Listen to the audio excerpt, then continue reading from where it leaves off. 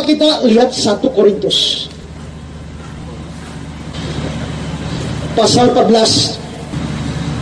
Ayat yang ke-27-28 ya. Jika ada yang berkata-kata dengan bahasa roh, biarlah 2 atau sebanyak-banyaknya 3 orang. Ini peraturan penggunaan bahasa roh dalam jemaat. Jikalau ada yang berkata-kata bahasa roh, biarlah 2 sebanyak-banyaknya 3 orang. Berikut, seorang demi seorang. Kalau bicara harus 1 orang demi 1 orang. Ketiga, harus ada orang lain untuk menafsirkan. Ini 3 syarat penggunaan bahasa roh. Pertama, 2 atau sebanyak-banyak 3 orang. Berikut, bicaranya seorang demi seorang. Ketiga, harus ada yang menafsirkannya. Sekarang saudara lihat di banyak gereja, bahasa rohnya apakah 2 atau sebanyak-banyaknya 3? Tidak. Ada 1.000 orang, 1.000 orang disuruh bahasa roh semua. Ini pelanggaran aturan pertama. Kedua, bicaranya seorang demi seorang. Apakah mereka taat aturan ini? Tidak. Rame-rame 1.000 orang bicara sekaligus. Ini melanggar aturan kedua. Harus ada yang menafsirkannya. Bahasa Yunani-nya hermeneuo. Bisa berarti menafsirkan, bisa berarti menerjemahkan. Di sini seharusnya ada menerjemahkannya. Dan di setiap gereja yang pakai bahasa roh, nyaris tidak ada orang menerjemahkannya. Berarti gereja-gereja yang pakai bahasa roh melanggar 3 peraturan ini. Saya yakin bahasa rohnya bahasa roh palsu. Dan ini juga karunia perjanjian baru loh. Coba bayangkan, dari 9 karunia yang ditulis oleh Paulus di kitab Korintus, semuanya ada di perjanjian lama kecuali 2. Karunia berbahasa roh dan menafsirkan bahasa roh. Kesembuhan sudah ada tuh dari sejak Abraham. Mujizat apalagi membelah Laut Merah. Karunia marifat, pengetahuan. Coba tanya Nabi Nathan. Hai Daud, Raja, kau berdosa dengan Batsheba. Pengetahuan itu bocoran dari sorga. Itu bukan pengetahuan IPA, IPS, atau PMP atau apa. Ini bukan pengetahuan bukuan. Ini pengetahuan yang hanya Tuhan bisa mengetahuinya. Sudah ada tuh, semuanya ada. Nubuat, marifat, hikmat, mujizat. Kecuali 1. Karena 1 ini gak ada, yang nomor 2 juga gak ada. Karunia berbahasa roh dan menafsirkan bahasa roh. Itu hanya ada ketika Yesus naik ke sorga.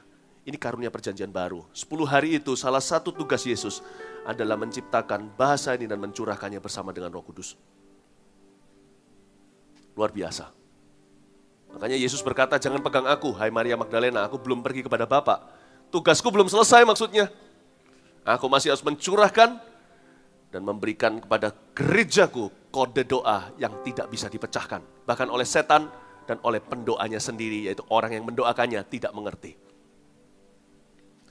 Bahasa roh ini untuk tujuan, fungsi. Memang betul bahasa roh itu suatu hari akan sirna. Demikian pula nubuatan. Ngapain kita masih punya karunia ini kalau kita suatu hari melihat Tuhan muka dengan muka? Tapi hanya karena nanti akan sirna.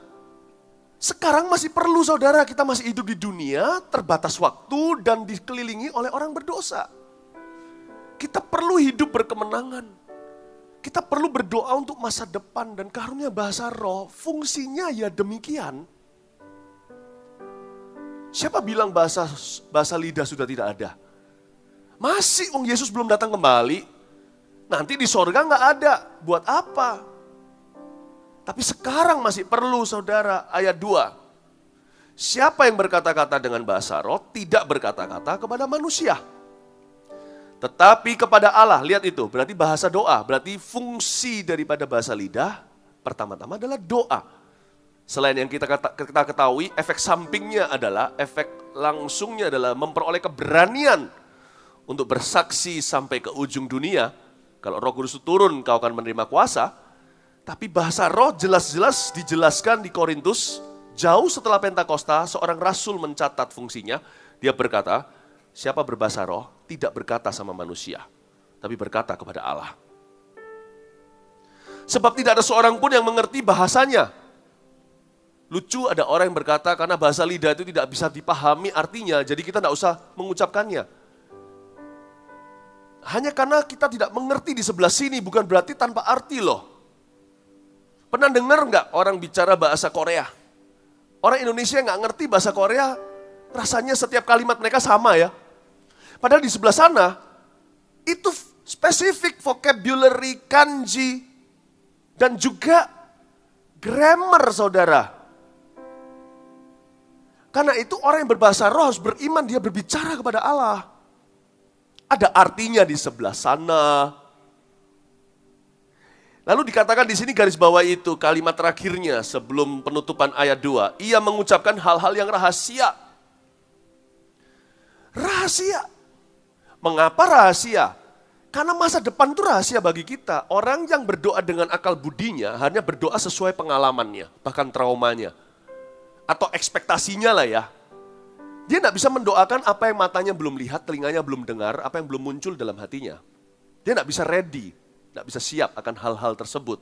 Karena itu semua di depannya belum tahu apa yang akan terjadi. Tapi orang yang berdoa dalam bahasa roh memakai kekuatan roh, dan roh kita ini kekal. Tidak diikat batas waktu, kita meninggal dunia pun roh itu kita bawa.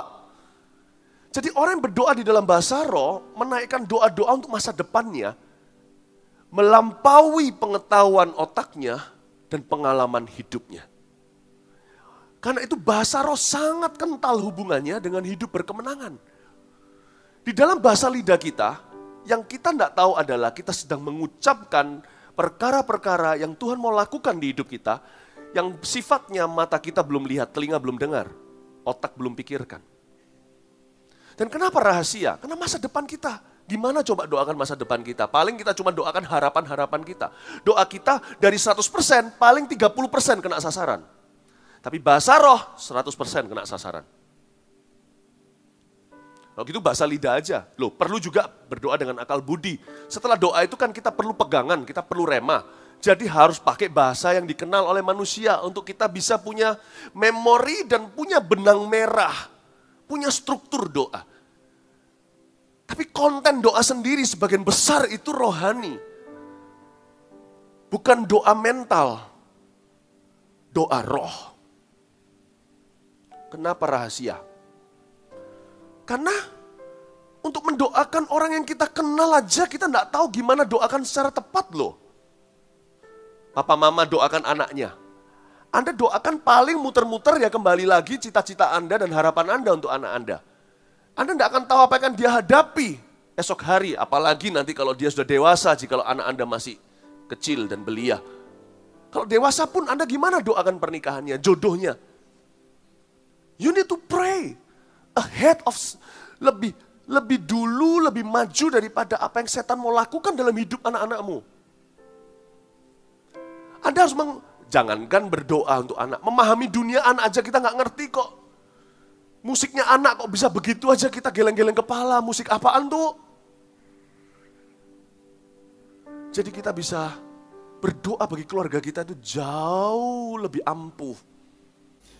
Baik, kita lanjut kepada poin yang keempat, yaitu penjelasan lebih detail lagi tentang bahasa roh. Di dalam 1 Korintus pasal 13, di situ ayat 1 mengatakan bahwa sekalipun aku dapat berkata-kata dengan semua bahasa manusia dan bahasa malaikat, atau kita katakanlah bahkan bisa berbahasa roh, tetapi jika aku tidak mempunyai kasih, aku sama dengan gong yang berkumandang dan canang yang gemerincing. Jadi mampu berbahasa semua bahasa, bahkan kalau bisa berbahasa roh. Tapi kalau tidak punya kasih, tidak ada artinya. Ya, jadi bahasa roh itu bukan segala-galanya, diberikan ya untuk memperlengkapi orang percaya menjadi saksi penuh kuasa, tetapi dia harus diimbangi dengan dalam hal ini kasih, ya. Ayat 8, 1 Korintus 13 ayat 8, kasih tidak berkesudahan, nubuat akan berakhir, bahasa roh akan berhenti, pengetahuan akan lenyap. Jadi pengetahuan, bahasa roh, nubuat semua akan lenyap. Kasih yang tinggal tetap. Kasih tidak berkesudahan. Kita ke surga bawa kasih, bukan bawa bahasa roh, ya. Kenapa? Sebab pengetahuan kita tidak lengkap dan nubuat kita tidak sempurna. Tetapi jika yang sempurna tiba yaitu Yesus, maka yang tidak sempurna itu lenyap. Ya. Jadi semua nubuatan, pengetahuan, hikmat segala macam itu kita butuhkan untuk memperlengkapi jemaat umat Tuhan sebelum Yesus datang. Begitu Yesus datang, lenyap semuanya. Karena sumbernya yang sempurna sudah datang. Ya, maka yang lain berhenti. Oke. Nah, berikutnya adalah Di dalam kita masuk ke 1 Korintus pasal 14 tentang bahasa roh untuk membangun diri sendiri. 1 Korintus 14 ayat 1, kejarlah kasih itu dan usahakanlah dirimu memperoleh karunia-karunia roh, terutama karunia untuk bernubuat. Siapa berkata-kata dalam bahasa roh, tidak berkata-kata kepada manusia tetapi kepada Allah, sebab tidak ada seorang pun yang mengerti bahasanya. Oleh roh yang mengucapkan hal-hal yang rahasia. Tetapi siapa yang bernubuat, ia berkata-kata kepada manusia, yang membangun, menasihati, dan menghibur. 4. Siapa yang berkata-kata dalam bahasa roh, ia membangun dirinya sendiri. Tetapi siapa yang bernubuat, ia membangun jemaat. Ya, jadi di sini dikatakan bahwa bila di dalam ibadah jemaat, ya, itu sebaiknya diutamakan bernubuat daripada berbahasa roh. Karena bahasa roh lebih berguna untuk membangun diri sendiri. Ya, untuk lebih ke diri sendiri, menguatkan diri sendiri, sedangkan nubuat untuk membangun jemaat. Oke. Ya, lalu di dalam ayat 2 tadi di situ dikatakan bahwa bahasa roh adalah bahasa komunikasi antara manusia atau roh manusia dengan roh Allah atau Roh Kudus. Orang yang mengucapkan tidak mengerti, yang mendengar juga bingung, dan iblis juga mungkin stres, ya. Karena ini semacam suatu bahasa rahasia, semacam suatu bahasa sandi yang tidak semua orang mengerti. Hanya Roh Kudus dengan roh manusia itu yang sedang berkomunikasi. Ya. Nah, kerahasiaannya ini saya umpamakan seperti misalnya bahasa komunikasi manusia di kalangan intelijen atau tentara, ya, yang menggunakan mungkin semacam huruf Morse sehingga hanya orang tertentu yang paham, ya, atau tulisan stenografi yang tidak semua orang mengerti, hanya orang-orang tertentu yang mempelajarinya atau yang paham, ya. Nah, kemudian yang perlu diketahui lagi bahwa bahasa roh itu tidak dapat diterjemahkan kata per kata.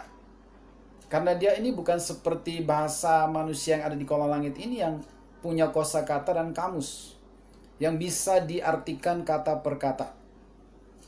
Ya, sehingga bisa dicari di kamus tertentu. Tidak bisa. Karena ini namanya juga bahasa roh, komunikasi dalam roh. Yang bisa dimengerti hanya peristiwa hari Pentakosta. Selanjutnya itu adalah bahasa roh, rahasia, mengungkapkan rahasia antara Roh Kudus dan roh manusia. Ya. Jadi tidak bisa diterjemahkan kata per kata, ya. Ini berarti bunyinya berarti bisa sama. Seorang dengan yang lain diulang berkali-kali, atau bunyi antara orang yang satu dengan orang lain bisa saja sama. Karena dia bukan kata yang dapat diterjemahkan kata per kata atau dicari di kamus kosakatanya. Ya, tidak ada di kamus tertentu. Nah, saya kasih contoh misalnya sim salabim abrakadabra. Itu artinya apa? Apakah kita bisa mencari di kamus? Sim itu artinya apa? Abra itu apa? Kadabra itu apa? Tidak ada. Itu adalah jenis mantra, diulang berkali-kali. Kita yang mendengar tidak mengerti, yang mengucapkan pun mungkin tidak mengerti.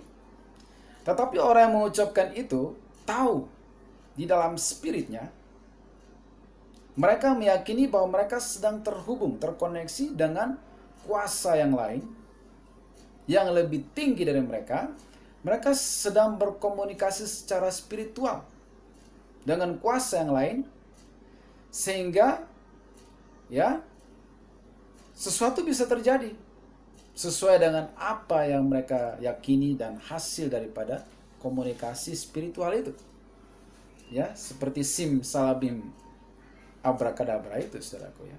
Nah, ini untuk menjawab orang-orang yang berkata kenapa kok sama bunyinya itu saja, si ini dan si itu sama, satu gereja kok sama. Ya itu. Karena dia bukan ada di kamus, bukan kata yang dapat diterjemahkan kata baik kata. Tidak ada kamusnya, tidak ada kamus bahasa roh pastinya, ya.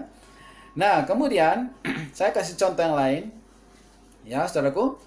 Ya, kalau saudara ingat misalnya printer di wartel zaman dulu kalau kita interlokal, itu ada printer kalau nggak salah merek Epson, ya. Itu perintah dari komputer bisa apa saja diperintahkan. Ya, yang di print pun bisa apa saja, tapi coba saudara perhatikan bunyinya. Ngek ngok, ngek ngok, ngek ngok, ngek, gitu ya. Bunyinya sama berulang, tetapi apa yang dicetak di situ bisa apa saja, tergantung yang diperintahkan dari komputer. Ya, seperti itu. Nah, yaitu untuk menjawab pertanyaan yang berkata bahwa kenapa semua bunyinya sama mirip, ya. Jadi, sebenarnya bukan masalah kok kata-katanya sama, bunyinya sama diulang-ulang, tapi apa yang terjadi di dalam roh orang yang mengucapkan dengan Roh Kudus di dalam dia, ya, dan itu lebih kepada membangun diri sendiri, persekutuan pribadi orang itu dengan Allah. Itu sebenarnya. Jadi bukan kepada yang fisik yang terlihat dari luar bunyinya sama. Ya, seperti itu ya. Jadi bahasa roh itu dijelaskan dalam ayat ini bahwa lebih berguna untuk bangun diri sendiri. Ya, saat mungkin lemahkah? Ya, saya cerita misalnya kesaksian seorang hamba Tuhan waktu dia masih kuliah. Kemudian dia menyatakan cinta kepada seorang wanita dan ternyata ditolak. Ya, dia sangat kecewa, merasa ditolak hari itu, lalu dia pulang sambil berjalan kaki. Nah, dia berbahasa roh. Bahasa roh sepanjang perjalanan. Kemudian dia mampir ke sebuah minimarket. Tiba-tiba dia berinteraksi dengan seseorang. Akhirnya singkat cerita dia menginjili orang itu. Tadi yang lagi sedih, lagi galau karena ditolak cinta, berubah menjadi dorongan untuk penginjilan. Apa yang terjadi? Karena bahasa roh itu telah membangun dirinya sehingga membawa dia keluar dari perasaan sedih, perasaan kecewa, perasaan takut. Dia bisa tanggulangi itu sehingga dia memberitakan Injil, bukan larut di dalam kesedihan itu. Itu contoh, ya. Contoh yang kedua, ya, baru-baru ini kami memakamkan salah satu jemaat yang meninggal, ibu-ibu. Suaminya itu tidak seiman, ya.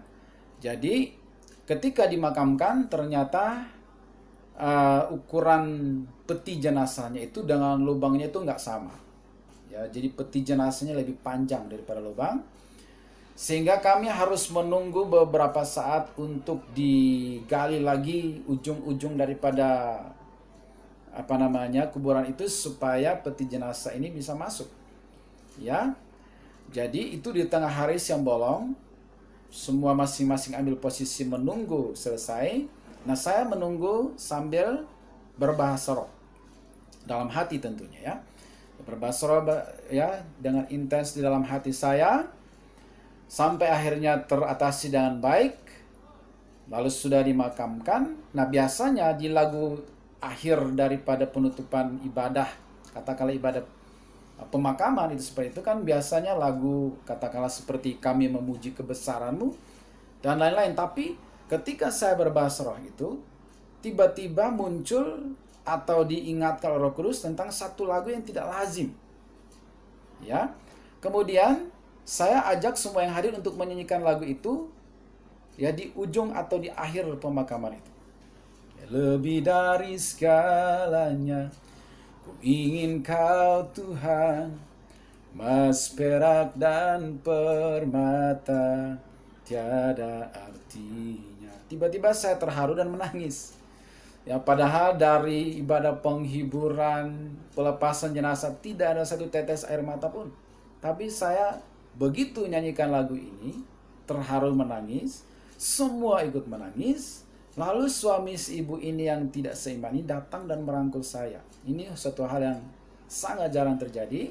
Terjadilah suatu kedekatan emosional di antara kami, dan tentu ini adalah pintu untuk suatu saat Injil bisa disampaikan kepada beliau. Hanya menunggu hari dan waktu yang tepat.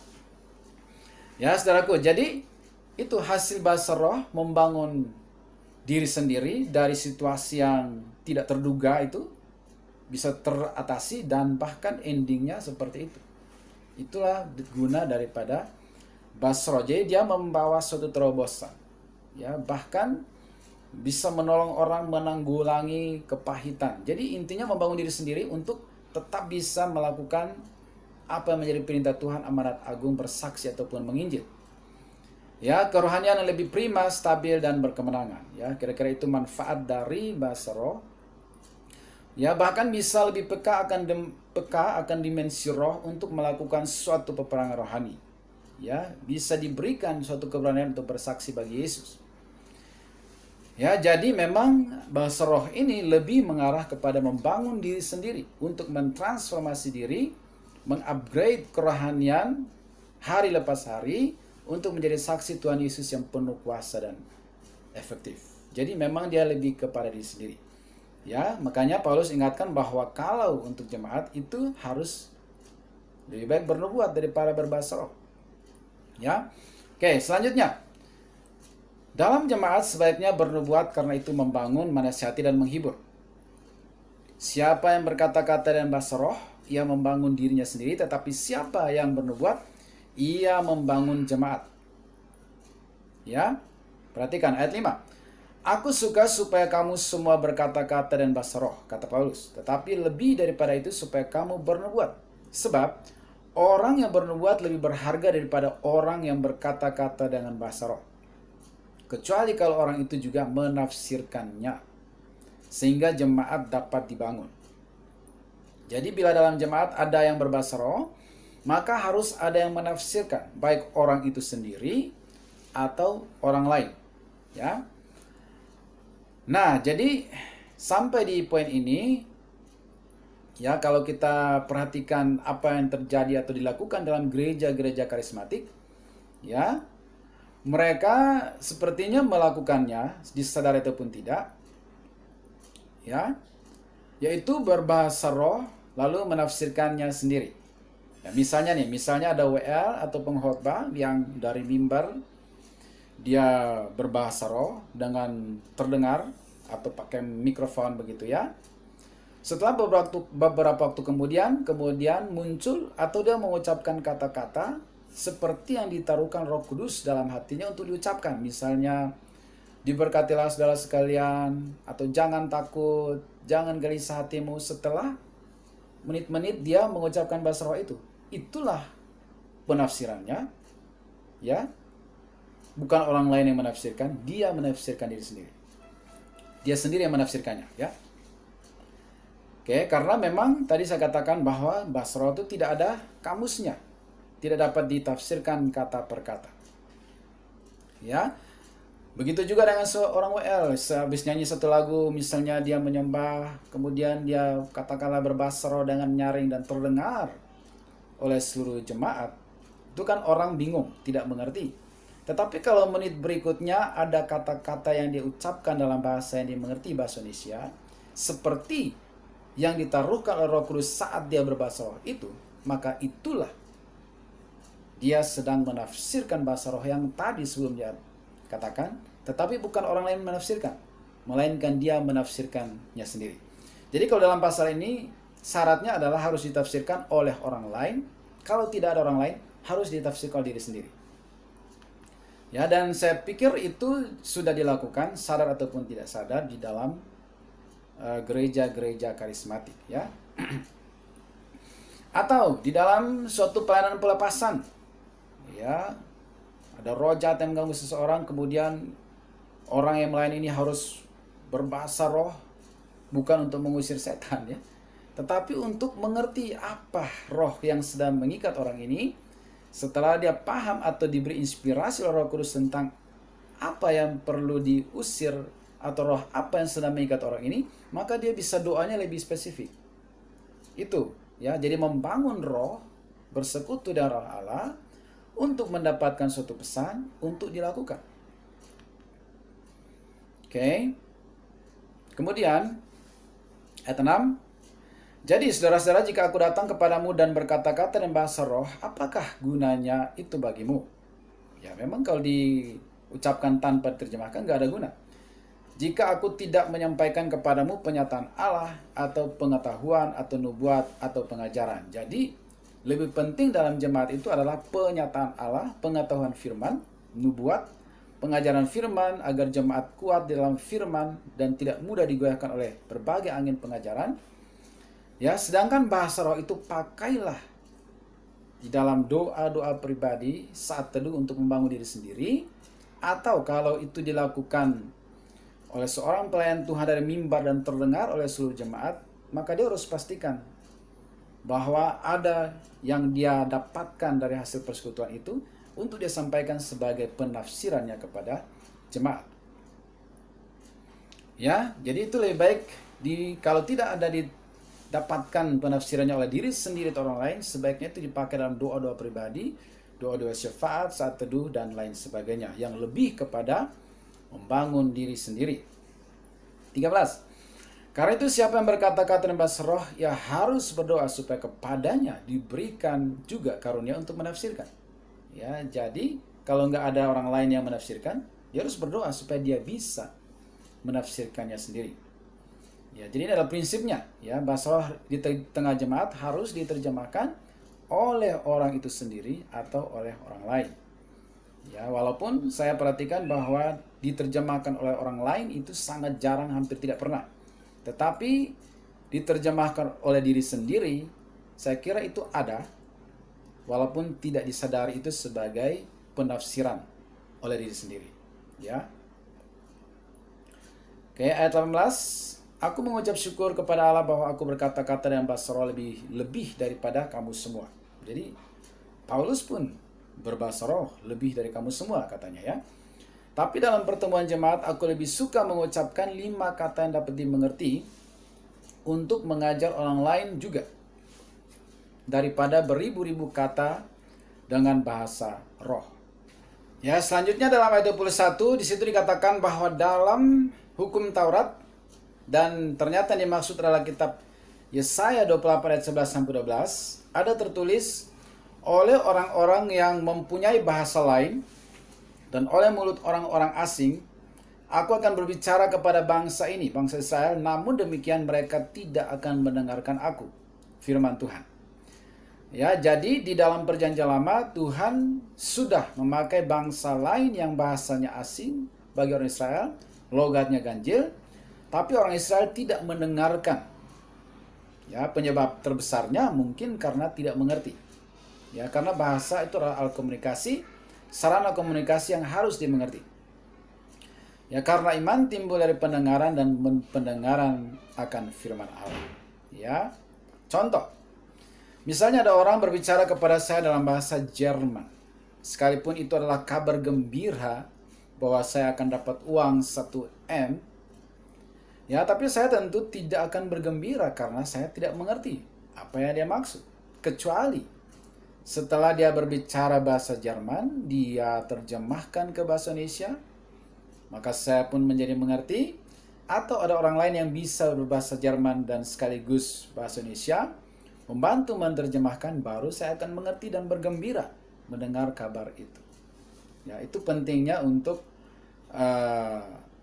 diterjemahkan, ya, bahasa roh itu, ya, karena itu adalah bahasa komunikasi, ya.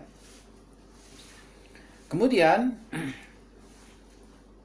yang berikut adalah, jadi kalau si orang Jerman ini, contoh tadi ya, kalau dia ingin supaya saya tahu kabar itu, dia harus terjemahkan.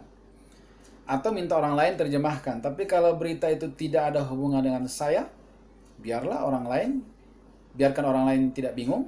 Sebaiknya dia diam saja, ngomong dengan diri sendiri atau nyanyi-nyanyi lagu Jerman seorang diri, ya. Itu yang dimaksud oleh Paulus. Kalau yang dia bahasa roh itu tidak ada terjemahan untuk menjadi nubuatan, menguatkan orang lain, maka biarlah orang itu berkata-kata dengan dirinya sendiri. Ya. Oke, 22. Karena itu karunia bahasa roh adalah tanda, bukan untuk orang yang beriman, tetapi untuk orang yang tidak beriman. Sedangkan karunia untuk bernubuat adalah tanda, bukan untuk orang yang tidak beriman, tetapi untuk orang yang beriman.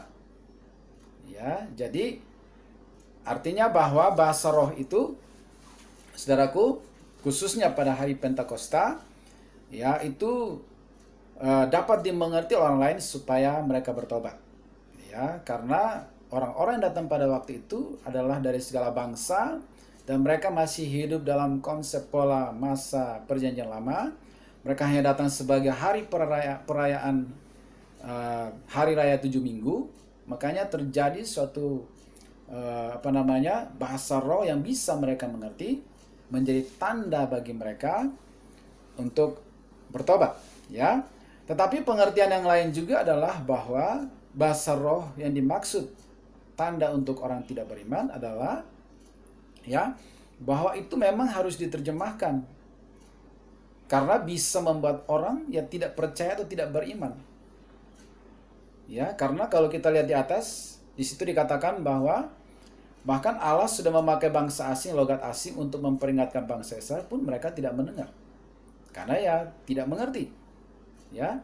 Dan kemudian di dalam ayat berikut juga Paulus katakan bahwa ya, kalau seluruh jemaat berkumpul bersama-sama dan tiap-tiap orang berkata-kata dengan bahasa roh, lalu masuklah orang-orang luar atau orang yang tidak beriman, tidakkah akan mereka katakan bahwa kamu gila? Jadi orang kalau masuk semua bahasa roh nggak ngerti, dia bukan bertobat ya, malah dia bilang gila. Berarti apa yang dimaksud dengan bahasa roh adalah tanda bagi orang tidak beriman? Bisa tadi arti yang pertama, ya, tapi ada pengertian lain bahwa bisa membuat orang menjadi tidak beriman karena tidak mengerti. Ya, sebaliknya nubuatan itu adalah tanda yang bisa membuat orang semakin beriman. Ya, itu kira-kira pengertian saya dengan membaca ayat sebelum dan sesudahnya, ya. Oke, selanjutnya 24, tapi kalau semua bernubuat lalu masuk orang yang tidak beriman atau orang baru, ia akan diyakinkan oleh semua dan diselidiki oleh semua. Jadi kalau orang masuk dan semua bernubuat mengatakan kata-kata firman Allah, hatinya diselidiki dan dia akan menyadari kehadiran Allah dan dia akan bertobat. Ya, 25, segala rahasia yang terkandung dalam hatinya akan menjadi nyata sehingga ia akan sujud menyembah Allah dan mengaku sungguh Allah ada di tengah-tengah kamu. Ya, saya bacakan lebih lanjut lagi. 26, jadi bagaimana sekarang saudara-saudara? Bila mana kamu berkumpul, hendaklah tiap-tiap orang mempersembahkan sesuatu, yang seorang mazmur, yang lain pengajaran atau penyataan Allah, atau karunia bahasa roh, atau karunia untuk menafsirkan bahasa roh. Tetapi semuanya itu harus dipergunakan untuk membangun. Jika ada yang berkata-kata dengan bahasa roh, biarlah 2 atau sebanyak-banyak 3 orang, seorang demi seorang, dan harus ada seorang lain yang menafsirkannya. Jika tidak ada orang yang menafsirkannya, hendaklah mereka berdiam diri dalam pertemuan jemaat dan hanya boleh berkata-kata kepada dirinya sendiri kepada Allah. Ya, jadi harus diterjemahkan oleh diri sendiri atau oleh orang lain. Kalau tidak ada, boleh tetap berbahasa roh diri sendiri dengan Allah. Berarti volumenya aja dikurangi supaya nggak mengganggu orang lain atau terdengar oleh banyak orang. Tetapi tetap boleh. Ya, saudaraku. Jadi intinya bahwa bahasa roh adalah bahasa komunikasi vertikal antara manusia dengan Allah. Dia bukan bahasa roh bukan bahasa komunikasi horizontal untuk berkomunikasi dengan sesama karena mereka tidak mengerti. Itu adalah bahasa komunikasi vertikal. Setelah berkomunikasi vertikal dengan Allah, lalu Allah menaruhkan satu pesan dalam hati kita sebagai makna dari komunikasi itu, baru berkomunikasilah secara horizontal karena akan dimengerti oleh sesama dan mereka bisa menerima pesan itu, dikuatkan, dihiburkan, ya, dan seterusnya, ya. Oke. Nah, sama seperti bahasa Jerman tadi yang saya kasih contoh adalah untuk berkomunikasi dengan orang yang berbahasa Jerman atau orang Jerman sendiri sehingga saling mengerti. Ketika ada orang yang tidak mengerti, maka butuh translator. Ya, bisa diri sendiri atau orang lain. Gambarannya seperti itu. Bila tidak ada translator, maka bicaralah pada diri sendiri dengan Allah. Cukup vertikal aja.